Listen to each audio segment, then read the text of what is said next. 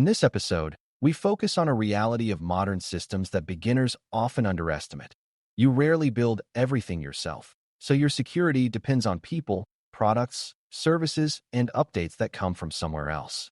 That somewhere else is the supply chain, and it includes the vendor you buy from, the vendor's vendors, the software components they reuse, the cloud platforms they run on, and even the shipping and support processes that keep the system alive over time. Supply chain risk management is the disciplined practice of identifying where those external dependencies could introduce risk and deciding what evidence you need before you trust them. The second half of the title matters just as much because it pushes you to review contract deliverables like an engineer, meaning you do not accept glossy claims, and you do not treat documents as paperwork that only procurement reads. You treat deliverables as testable artifacts that prove the system will meet security expectations in the real world, under real constraints, with real accountability. Before we continue, a quick note. This audio course is a companion to our course companion books.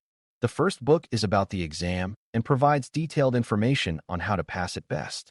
The second book is a Kindle-only ebook that contains 1,000 flashcards that can be used on your mobile device or Kindle. Check them both out at cyber.author.me in the Bare Metal Study Guide series.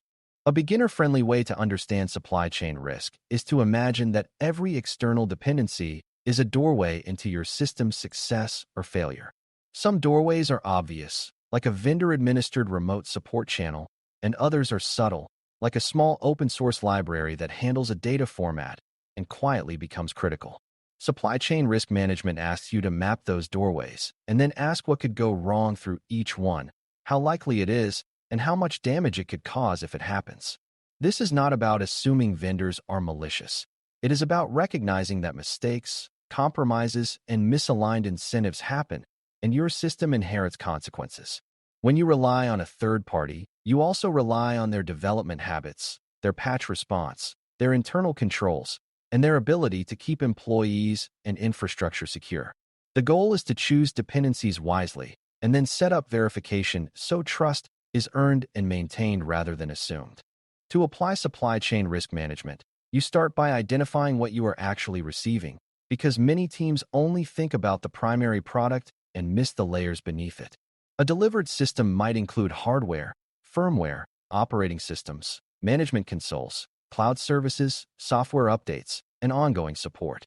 Each layer can introduce vulnerabilities, and each layer may come from a different supplier, even if you bought the system from a single vendor.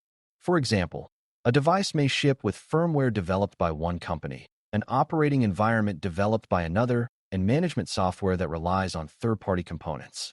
When you identify these layers, you begin to see where you need evidence and where you need controls that reduce dependence risk. This layered view helps you avoid the mistake of evaluating only the top-level vendor and ignoring the chain of dependencies that actually touches your data and operations. Once you see the layers, the next step is to understand what assets and outcomes matter most, because supply chain risk management is not a generic checklist. If the system will handle sensitive data, the risks of data exposure and unauthorized access rise. If the system supports safety-critical or mission-critical functions, the risks of downtime and integrity failures become more severe. If the system is deeply integrated into identity and access control, the risk of privilege escalation becomes central. You are trying to match the depth of supplier scrutiny to the impact of supplier failure, which is an engineering mindset. That means you spend more energy on dependencies that are hard to replace, hard to monitor, or highly privileged. When you connect supplier risk to mission impact, you also gain the ability to explain why certain deliverables and contract terms are necessary. A common beginner misconception is to treat supply chain risk as a one-time decision made during purchase, but supply chains change continuously. Vendors update software, change hosting providers, outsource support, and acquire other companies, and each change can alter your risk posture. That is why supply chain risk management includes ongoing monitoring and periodic reevaluation, not just initial selection. Your contract deliverables should reflect that ongoing nature by requiring notice of major changes, regular security updates, and transparency about component updates. If you only evaluate at the start, you may approve something that is safe today but drifts into higher risk later without you noticing. Thinking like an engineer means treating the supply chain as a living system with change and entropy, not a static catalog entry. Now shift to the second half of the title, because reviewing contract deliverables like an engineer is where beginners often feel out of place. Deliverables are not just documents to file away. They are evidence packages that should help you test assumptions and verify claims. Engineers look for completeness, traceability, and consistency, meaning the deliverables should connect requirements to designs, designs to implementations, and implementations to test results. For example, if a vendor claims the system supports strong access control, you want to see how roles are defined, what permissions exist, and what logs are generated when access is used. If they claim secure development practices, you want evidence of how they manage vulnerabilities and release patches. The engineer mindset is not rude or distrustful. It is simply rigorous, because security failure is expensive and sometimes irreversible. One practical way to review deliverables is to check whether each deliverable answers 3 questions. What was built? How was it secured? And how can we prove it? What was built includes architecture descriptions, component inventories, and data flow explanations that show where data moves and where trust boundaries exist. How it was secured includes control descriptions, configuration baselines, and operational processes for patching and monitoring.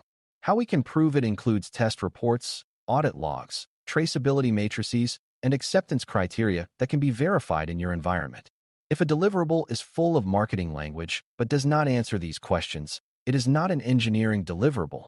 It is a sales artifact.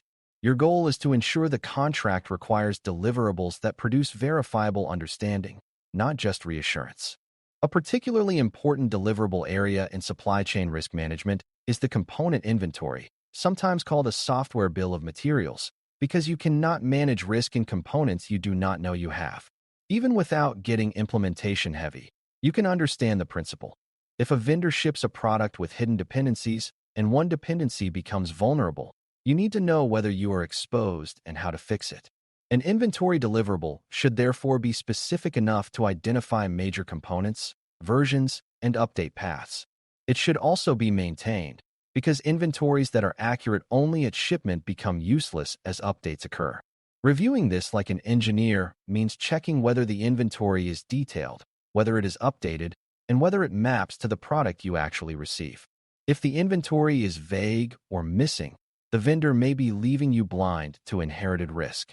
Another deliverable that matters is security testing evidence, but it must be interpreted carefully. A vendor might provide a test report, but the key questions are what was tested, under what assumptions, and how the results relate to your usage. Testing that happens in a generic environment may not reflect your integration points, your identity systems, or your network constraints. An engineering review checks scope and relevance rather than treating the existence of a report as proof of security. You also look for follow-through, meaning whether identified issues were fixed and whether fixes were verified. Supply chain risk management is not satisfied by a snapshot. It wants a pattern of behavior that shows the vendor can find and address problems reliably. If you see testing evidence without remediation evidence, that is a warning sign that the vendor may treat testing as a formality. Contracts also include deliverables that control behavior over time, such as vulnerability disclosure expectations and patch support commitments. For a beginner, the key idea is that security problems will be discovered after you deploy, so your safety depends on how the vendor responds. A deliverable might include the vendor's process for receiving vulnerability reports, how quickly they assess severity, and how they communicate fixes or mitigations. Another deliverable might define patch release timelines and end-of-support policies, so you are not trapped on an unpatchable version. Reviewing these items like an engineer means checking whether commitments are specific enough to rely on and whether they fit your operational reality.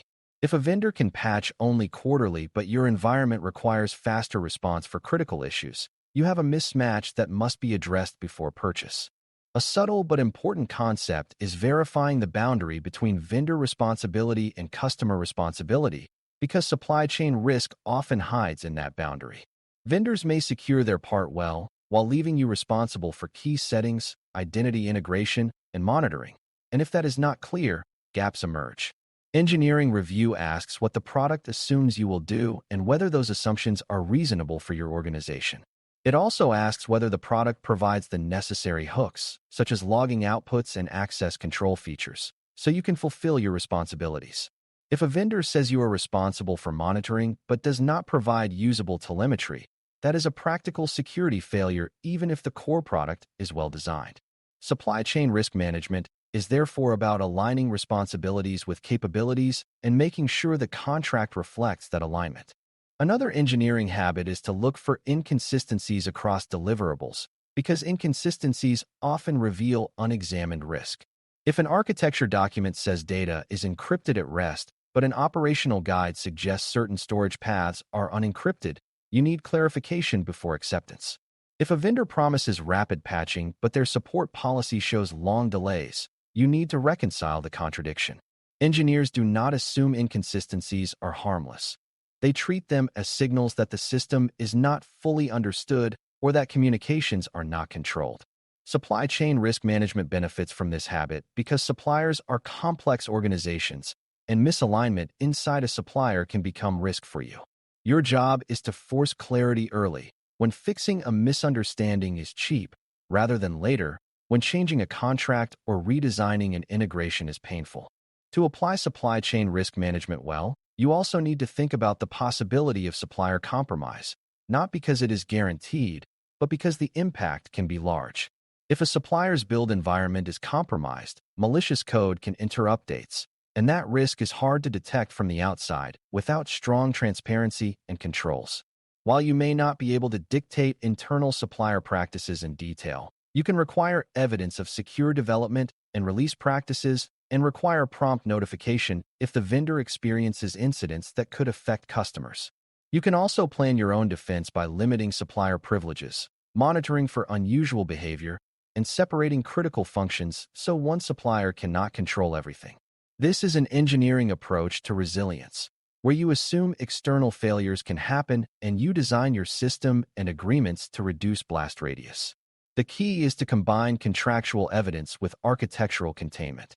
The most powerful outcome of reviewing contract deliverables like an engineer is that it turns the acquisition into a relationship based on clear expectations and measurable proof. Vendors that can meet strong requirements will appreciate clarity because it reduces later conflict, and vendors that cannot meet them will be revealed early before you depend on them. Supply chain risk management is not about creating endless paperwork. It is about choosing what evidence matters and insisting on it in a way that matches mission impact and operational needs. When you can read deliverables critically, you can spot where claims are unsupported, where responsibilities are unclear, and where long-term support is weak. That skill is a major part of engineering-based security because it recognizes that secure systems are built from ecosystems, not isolated components. As you wrap this topic up, keep the mindset that supply chain risk management is a method for managing inherited risk, and inherited risk grows when you accept unknowns without evidence. By mapping dependencies, connecting them to mission impact, and demanding deliverables that prove what is being delivered and how it will be supported, you reduce surprises and strengthen accountability. Reviewing deliverables like an engineer means you treat each artifact as a piece of a safety case, where the system's security claims must be backed by consistent, testable information. That approach protects you from both accidental failures and avoidable misunderstandings, and it helps you build systems that remain trustworthy even as vendors, components, and environments change. When you apply this discipline consistently, you are not only managing today's acquisition, you are building a repeatable way to keep supply chain risk from quietly becoming your biggest security blind spot. Thanks for listening. For more audio courses, daily newsletters, and more, please visit baremetalcyber.com.